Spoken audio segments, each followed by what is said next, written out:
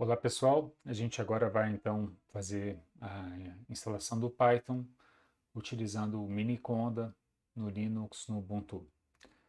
Bem, para isso a gente vai utilizar um recurso chamado, um aplicativo chamado Miniconda, e o Miniconda ele é na verdade um instalador do Linux que facilita a trabalhar com environments Linux, com com environments do Python, com ambientes do Python, em que eu tenho diferentes versões do Python e de bibliotecas do Python encapsuladas e isoladas umas das outras.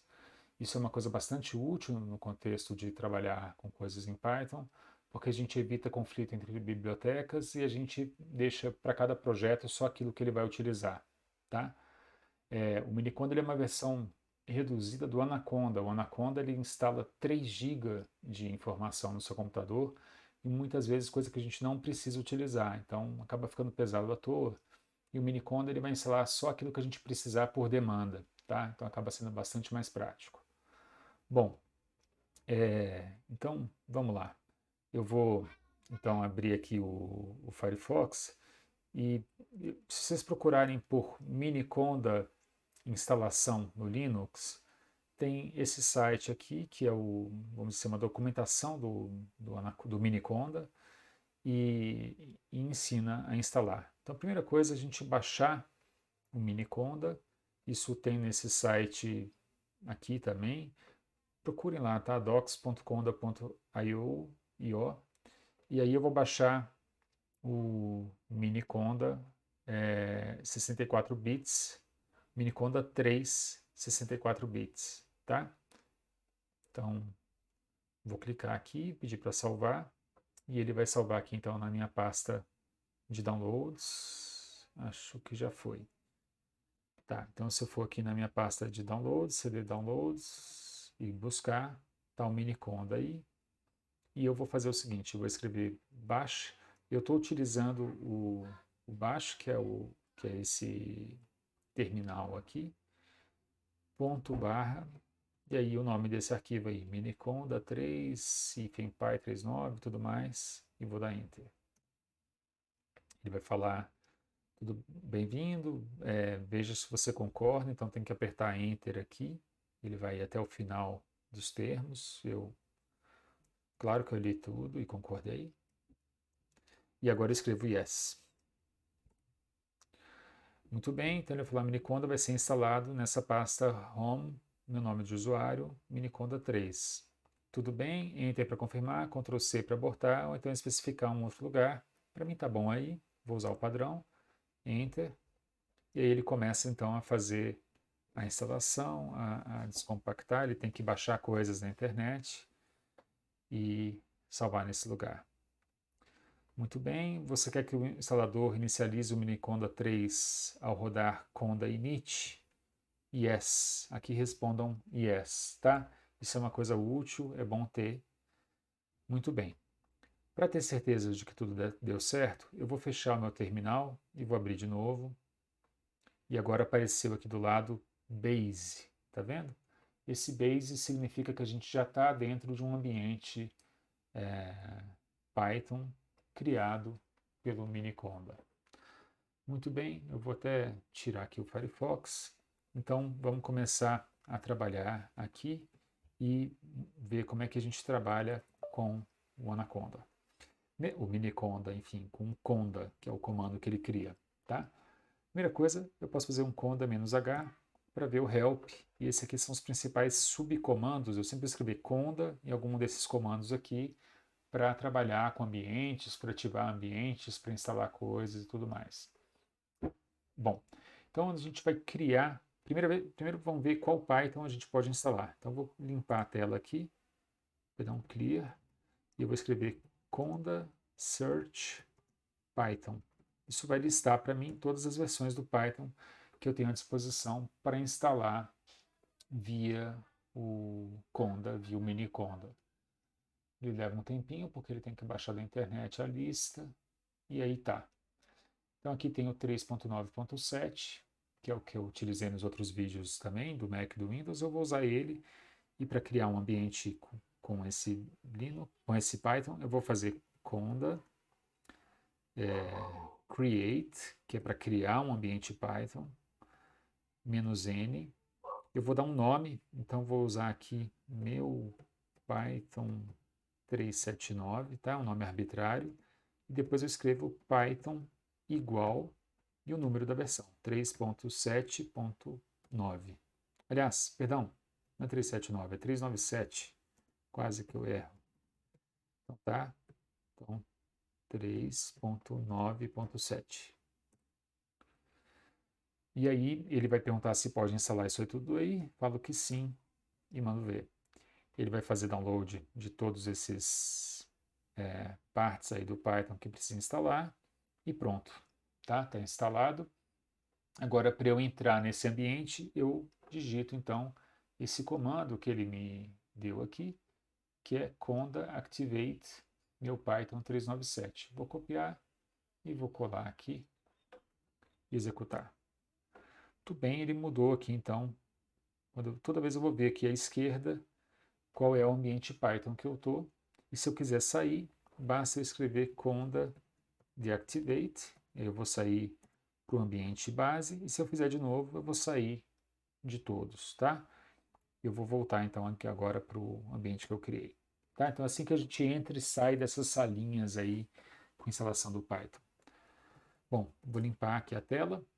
E agora a gente vai utilizar uma linha de comando que também foi instalada, que é o pip. O pip ele permite eu instalar pacotes para cada ambiente desses do Python. Então vou utilizar pip install e eu vou escrever Jupyter, só que é com Y, tá? O Jupyter ele é um servidor que vai rodar na minha máquina e vou acessar ele via navegador e vou executar comandos em Python que são executados no servidor e retorna para mim no navegador. Então, eu tenho uma maneira de executar coisas por trechos e ver o resultado delas via navegador, Firefox, Chrome, o que vocês estiverem utilizando aí como navegador, tá? É bastante prático para um contexto de estudo. Então, contexto pedagógico, que a gente está utilizando trechinhos assim, é bastante prático e a gente vai utilizar.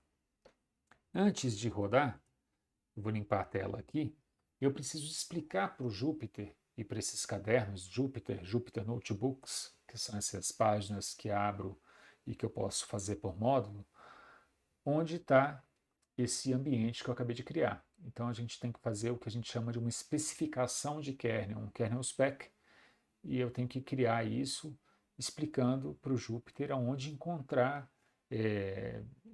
a versão do Python específica, com as bibliotecas específicas para aquela versão, né? Quer dizer, esse ambiente aqui, meu Python 397, tá?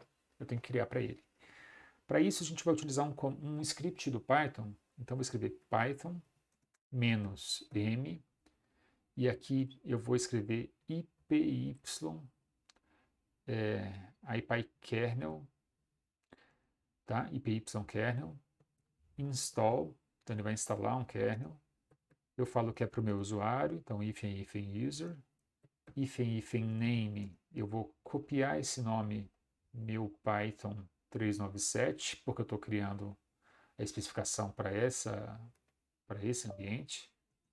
E depois eu ainda posso fazer esse comando display name. E aí eu vou dar um nome qualquer, meu Python 3.9, toda vez eu estou fazendo 379, meu Python 3.9.7, e é isso. Eu vou executar, e ele fala, ó, você instalou um kernel spec para o meu Python 397 nessa pasta aqui, tá? Então fica numa pasta oculta, ela começa com ponto local share Jupyter kernels meu Python 397. Beleza, então vou rodar um Jupyter para a gente ver como é que ele funciona e vamos acessar esse ambiente Python que a gente acabou de criar via conda, tá? Então vou escrever Jupyter Notebook e Enter. Ele automaticamente abriu para mim o meu navegador. E na pasta em que eu estava aqui, eu estou na pasta do meu usuário, ele criou também na pasta do meu usuário uma interface gráfica aqui. Essa página não está na internet, tá? Ela está no meu navegador aqui, tá? Está no meu computador, localhost. vou aqui no desktop e vou criar um novo arquivo notebook.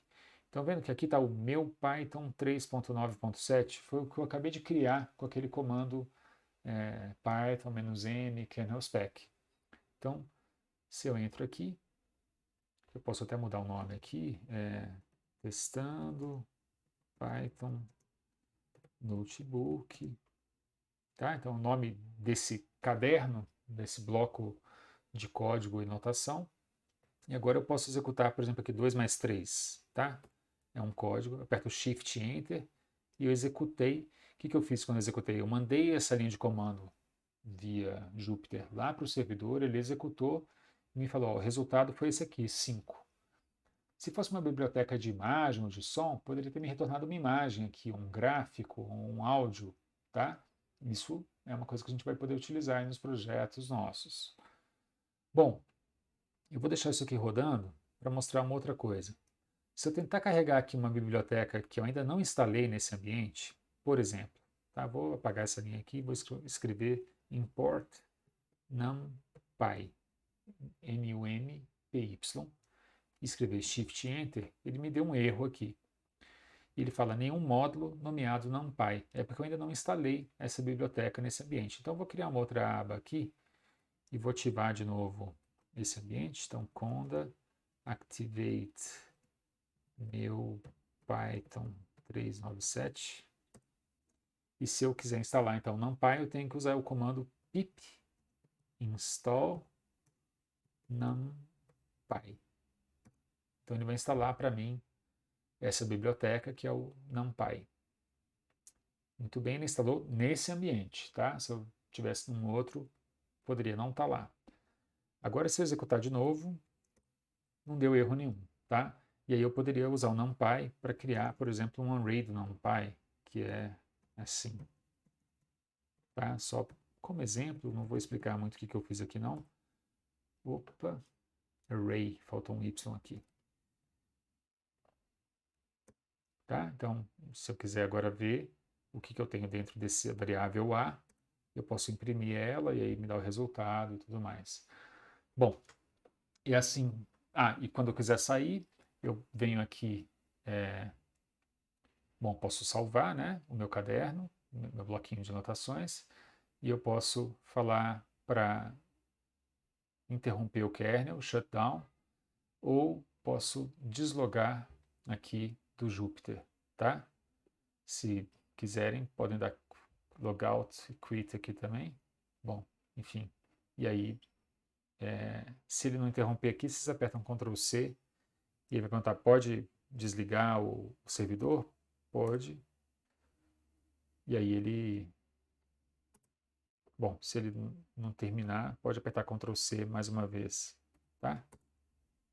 Apertei Ctrl C e falei que ele podia fechar. É assim que a gente, então, vai trabalhar.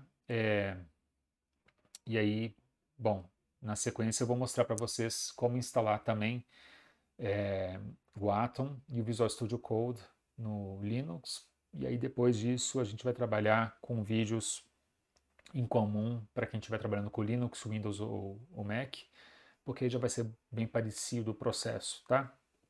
Essa configuração inicial talvez seja um pouco chata para cada sistema aí, mas enfim, a gente vai tirando dúvidas aí durante as aulas síncronas e se pintar alguma dúvida, escrevam aí também, fiquem à vontade, tá bom? É isso, nos vemos aí nos próximos vídeos.